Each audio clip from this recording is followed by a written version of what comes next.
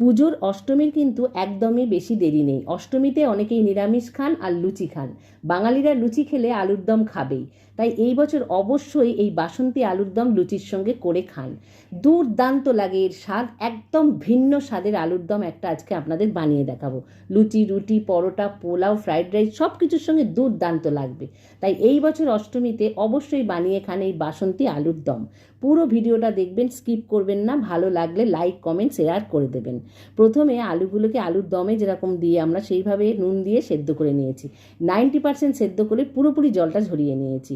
20টা মতন কাজু বাদাম, 25-30টা মতন কিশমিশ, 2 চামচ পোস্ত, 1 চামচ 100 গ্রাম নিয়েছি টক দই, একসঙ্গে বেটে নেব। কড়ায় তেল গরম করে দুটো ব্যাচে আমি সেদ্ধ করা আলুগুলোকে ভেজে নেব। প্রথমে কাজু কিশমিশ আর পোস্তটা শুকনো বেটে নিয়ে তারপর দই মিশিয়ে একসঙ্গে বেটেছি। প্রথমে শুকনো বাটলে বাটাটা খুব ভালো হবে। প্রথমে শুকনো বেটে তারপর দইটা মেশাবেন। দুটো ব্যাচে আমি ভাজছি একটু আলু বেশি থাকার জন্য। পুরোপুরি যখন আলুগুলো ভাজা হয়ে যাবে গ্যাসের ফ্লেমটাকে একদম অফ করে দেবো। তারপর কাজু কিশমিশ পোস্ত দই যে পেস্টটা বানিয়ে রেখেছি সেটা দেবো। এর মিক্সি ধোয়া বাটির ধোয়া জলটাও একটুখানি দিয়ে দেবো। দিয়ে 1 থেকে 2 মিনিট ওই বন্ধ অবস্থায় রান্নাটা করব। তারপর কিন্তু গ্যাসটা আবার জ্বালাবো, তা নাহলে কিন্তু দইটা ফেটে যেতে পারে। তাই জন্য একদম অফ করে করাটাই ভালো হবে। ভালো করে কষিয়ে নেওয়ার পর এখানে কিছু মশলা অ্যাড করব।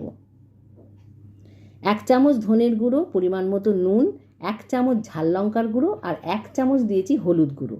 হলুদ গুঁড়োটা এখানে একটু বেশি ব্যবহার করছি, কারণ বাসন্তী আলুর দম বলে বাসন্তীর কালার আসবে বলে এটা হলুদটা একটু বেশি দিতে হবে। কিন্তু তাতে করে হলুদের গন্ধ একদমই হবে না।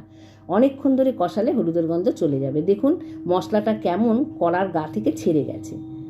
বেশ খানিকটা কসুরি মেথি হাতে করে এরকমভাবে গুঁড়িয়ে রগড়ে দিয়ে দিলাম। দেখেই বুঝতে পারছেন মশলাটা কষানো হয়ে গেছে, কড়ার গা থেকে ছেড়ে যাচ্ছে, তেলও বেরিয়ে গেছে। এরকম অবস্থায় আমি 2 কাপ পরিমাণ দুধ দিলাম আর খানিকটা দেব জল। দুধটা রুম টেম্পারেচারে জাল দেওয়া দুধ ছিল। এই দুধ দিয়েই কিন্তু আলুর দমটা করবেন, খেতে এতটাই টেস্টি হবে। তারপর ঢাকা দিয়ে আমি এটা ফুটতে দিলাম। দিয়ে দিলাম 1 চামচ চিনি।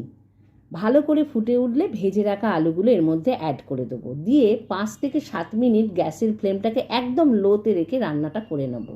ব্যাস, তাহলেই রেডি। নামানোর আগে অল্প একটু গুঁড়ো গরম মশলা দেব। 10 মিনিট স্ট্যান্ডিং টাইমে রাখলে এটা পরিবেশনের জন্য রেডি হয়ে যাবে। এত সুন্দর দেখতে হয় আর এত সুন্দর খেতে হয়, এটা অবশ্যই এবছর বানিয়ে খাবেন। ভালো থাকবেন, সুস্থ থাকবেন। পুজো সবার খুব আনন্দে কাটুক।